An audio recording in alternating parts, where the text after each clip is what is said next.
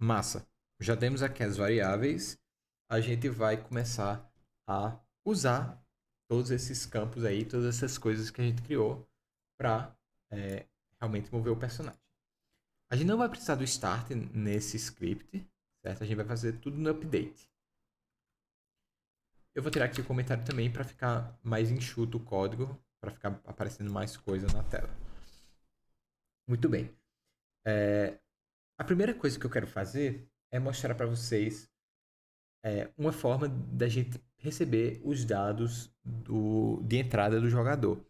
Dados de entrada são os comandos que o jogador está usando no computador, no teclado, na tela do celular, no controle, para mover o personagem, para atacar e tal. Isso é o input, certo? E aí o que eu quero é pegar. Se a gente imaginar um controle, um joystick, né, um controle do game do Xbox, por exemplo, eu quero ver qual é o eixo do analógico para eu saber se ele está tentando andar para a esquerda, para a direita, para frente ou para trás, certo? E aí a gente tem uma funçãozinha aqui na Unity que é o input. Isso aqui é a classe, tá? Eu vou acessar aqui a classe de input, de entrada de dados. E aí a gente tem algumas que inclusive já estão recomendadas aqui. A gente tem o getAxis raw e o getAxis, que vai pegar um eixo justamente do analógico, por exemplo, e o getButton, que é para a gente ver se algum botão está sendo pressionado. Nesse primeiro momento eu quero trabalhar com getAxis, que eu estou fazendo a movimentação, né, horizontal, vertical. E o getAxis, ele me diz aqui que ele retorna o valor do eixo virtual identificado pelo nome do eixo. Os nomes de eixos são horizontal e vertical. Tá? Horizontal, vertical. São os eixos. Horizontal é quando bota para a esquerda e para a direita. Vertical quando bota para cima e para baixo o analógico. E aqui é importante a gente ver que ele retorna um valor. Então, ó, esse float, ele está aqui não é por acaso. Ele está aqui porque ele está dizendo, ó, essa função aqui, quando você usar, eu vou devolver para você um float. Então, é interessante armazenar isso aqui em algum canto. Como eu quero pegar primeiro o eixo horizontal, eu vou fazer aqui um float h. O que é isso aqui? Eu estou criando uma variável nova. Vamos fazer o seguinte, ó, float h aqui e h aqui. Eu estou criando uma variável nova com o nome h, certo? Toda repetição aqui do update ele vai criar uma variável nova chamada h, e h está recebendo o valor dessa função. Tá? Esse igual aqui, eu não estou comparando h com input getAxis. Aqui eu estou dizendo que h vai receber um valor que é o retorno dessa função. Então aqui ele está pedindo o nome do eixo, que eu sei que é horizontal. E pronto. H agora está recebendo o input. Se eu botar o analógico para a esquerda, H vai ser menos 1. Se eu botar o analógico para a direita, H vai ser 1. Se eu botar o analógico para a esquerda, mas nem tanto, H pode ser menos 0,2, menos 0,5. Tá? Qualquer intervalo aí nesse alcance. Isso aqui também funciona com teclado, tá? Eu estou falando de analógico, porque fica um pouquinho mais intuitivo, mais claro. Mas com teclados, usando A, D e as setinhas, vai ser a mesma coisa. Ele vai de menos 1 até 1. E aí eu quero guardar o vertical também. Então vamos criar uma variável aqui, v. E v vai ser igual a input.getAxis vertical. Vocês devem ter visto que também tem a função getAxisRaw. Raw ele não vai aplicar uma suavização. Então ele vai de 0 para menos 1 de uma forma grosseira. Ele não vai fazer uma transição gradual, como é o caso do getAxis. Eu particularmente prefiro trabalhar com Raw, porque fica uma movimentação mais travadinha assim, ela é mais concisa, ela é exatamente o que o jogador está fazendo. Não tem essa tentativa de de dar uma melhorada artificial, né? Fazer uma suavização. Mas vai depender do jogo, vai depender da sua preferência também. Então, a gente vai trabalhar com raw aqui, mas o getAccess funciona muito bem também. Então, ok. Estou fazendo isso. E no momento, eu estou pegando aqui o eixo H, né? Eu estou atribuindo um valor para ele e estou atribuindo um valor para o vertical, que é o frente e trás. Mas eu não estou usando esses valores ainda. Nesse meu jogo, eu quero que quando a pessoa segurar o analógico para a esquerda e para a direita, ele não vai andar para a esquerda e para a direita. Ele vai rotacionar para a esquerda ou para a direita. Então, ele vai ficar girando. Tá? E quando eu botar W ou S, né, frente e trás, aí sim ele vai andar para frente ou para trás. Então a gente vai fazer o personagem rodar aqui. Para isso, a gente vai ter que voltar aqui no nosso jogo, porque eu quero mostrar para vocês como é que a gente gira um personagem. Para girar um personagem, o que eu vou fazer é, eu vou acessar aqui o transform dele, tá? E eu vou mexer nesses valores aqui de rotation, o x, y e o z. Se eu mudar o x, o personagem vai dar uma cambalhota. Se eu mudar o y, o personagem vai girar de um lado para o outro, que é o que eu quero. E z, ele dá aí faz uma estrelinha. Tá? Então o que eu quero é justamente, se eu segurar o botão direito, eu quero que o personagem gire para a direita dele. E se eu segurar o botão esquerdo, quero que gire para o lado esquerdo dele. Então o que eu preciso fazer é mexer aqui no Y. Então vamos tentar rotacionar o transform, tá? Veja aqui o nome transform. Eu quero acessar o transform e rotacionar no eixo Y. Então, para acessar o transform, ele tem um jeito específico aqui, que é eu digito transform com T minúsculo mesmo, porque ó, ele até diz aqui, é o transform que está atrelado a esse game object. Então vamos entender a lógica aqui. Esse game object, ele tem um script, que é o player movement, e esse script ele está acessando o transform.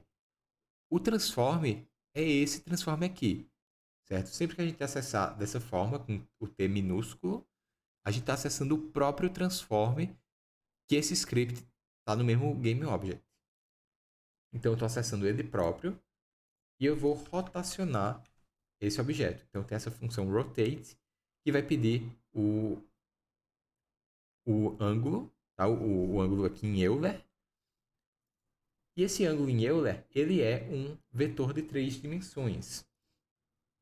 Então, para isso, eu preciso passar um número aí que seja no formato 0, que é o eixo X, 1, que é o eixo Y, e 0, que é o eixo Z. Porque eu quero rotacionar exclusivamente no eixo Y, o eixo que a gente rotacionou lá e viu que ficou bom. Para isso, a gente pode acessar a classe Vector3, essa estrutura Vector3, e ver aqui as opções da gente. A gente já tem uma opção pronta que é o up. O Vector3.up é um vetor que aponta para cima. Tá? É um vetor. Deixa eu abrir aqui minha canetinha para mostrar para vocês. É um vetor que ele vai ser nessa configuração aqui, 0, 1, 0. E se a gente pensar no vetor, que aquele da Unity, ele segue esse padrão aqui.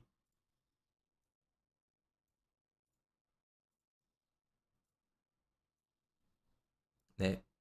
O Y vai para cima e para baixo, o vermelho vai para os lados e o azul vai para frente e para trás. A gente está pensando num vetor que não está usando o X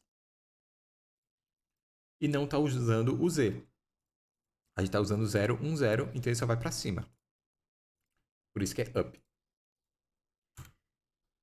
Eu vou multiplicar aqui por H, porque eu estou fazendo aqui, ó, vector3.up, ele é o valor 0, 1, 0. Vamos botar aqui. É um vetor 0, 1, 0. certo? Eu estou multiplicando por h, que vai ser um número que vai de -1 até 1, certo? Então, eu estou multiplicando aqui esse 0, 1, 0 por um número que, vamos botar aqui em linhas gerais, pode ser, se for por -1, a gente vai estar com a resposta. Isso é um asterisco, tá? Que é a forma de fazer multiplicação. Pode ser 0, se eu não estiver pressionando nada. E pode ser 1, que significa que eu estou clicando para a direita, e esse vai ser o vetor. Então, aqui eu estou descobrindo em que direção eu vou girar. Eu vou multiplicar isso aqui pela velocidade de giro, que eu vou definir, né? Eu já botei 180. E, por último, eu preciso multiplicar aqui por time.deltaTime. O que é time.deltaTime? Delta time é o intervalo entre um frame e outro frame, né? O update ele é executado a cada frame. Então, quando a gente faz isso, quando a gente multiplica pelo intervalo, a gente faz com que um jogo que está rolando a 300 FPS seja executado da mesma forma que um jogo que está rolando a 30 FPS. Porque esse jogo que está rolando a 300 ia executar essa função 300 vezes num segundo e ia girar o personagem muito mais rápido do que um jogo que está rolando a 30 vezes por segundo. Quando a gente multiplica por time.deltaTime, esse valor aqui ele vai ser 10 vezes menor nessa situação do que nessa. Então aqui ele vai girar 10 vezes mais devagar a cada giro, porém ele vai girar 10 vezes mais a mais, né? 10 vezes a mais. Então ele gira menos por vez, mas no fim das contas ele vai estar girando a mesma quantidade, a mesma velocidade. Tá? Isso aqui a gente usa para deixar, e aí a palavra-chave é independente de frame. Tá? Esse time.deltaTime. Isso aqui pode demorar um tempinho para entender, mas é isso, praticamente só para isso que a gente vai usar. Para deixar independente de frame. Beleza, eu estou usando o H e agora eu quero usar o V. Né? Eu já estou criando aqui minha variável, dou um valor, mas eu não estou usando ainda. Então, o V, finalmente, a gente vai usar o nosso controlador do personagem. Vou botar aqui CC, que é o nome dele, é o nome que eu dei. E ele também tem uma função importante que chama move. Tá? Move, ele vai receber aqui um vetor de 3 dimensões, igual eu estou fazendo aqui, que vai ser a movimentação dele. Então, move. E aí a gente vai fazer mais uma conta, que vai ser... A gente vai acessar o transformer e vai pegar a frente do personagem, porque eu quero que ele sempre ande em frente, para frente dele. A gente vai multiplicar por V, porque se V for 1, ele vai para frente. Se V for -1, ele vai para trás. V vai ser 1 quando segurar W e V vai ser -1 quando segurar S. E se não estiver clicando nada, V vai ser 0. Então isso aqui tudo vai ser nulo e ele não vai andar. Vou multiplicar pela velocidade. E por fim, eu vou multiplicar também por time.deltaTime, porque eu não quero que a velocidade dele varie de acordo com o computador da pessoa. Vamos ver se rolou aqui.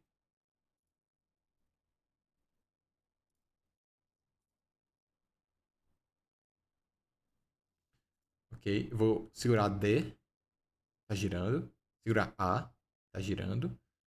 W, vai para frente. S, vai para trás. Maravilha. Funcionando legal. Inclusive, ó, ele já não atravessa mais paredes. Vocês devem ter reparado que ele começou a flutuar. Isso é porque a gente não aplicou gravidade a ele ainda. Mas nosso jogo já tem aqui um personagem que anda para os lados, gira e belezinha. Reparem que eu posso também modificar aqui a velocidade. Tá? Eu dei play, posso mudar aqui a velocidade para 2, por exemplo. O personagem vai ficar super devagar. Aí eu não gostei, quero 13. Aí ó, ele vai ficar mais rápido. Tá? Então, é uma das vantagens da gente botar as variáveis aqui, porque a gente consegue controlá-las aqui pelo Inspector e fazer alterações em tempo real. Porém, é importante notar também que a gente não, quando a gente sair do Play, a gente vai perder essas alterações. Então, se mudou algo que gostou, copia os valores para poder não perder quando sair do Play. Beleza, a gente já fez o personagem girar e andar. Eu vou. Na próxima aula, a gente faz ele sofrer a ação da gravidade e pular. Beleza? Então, até logo.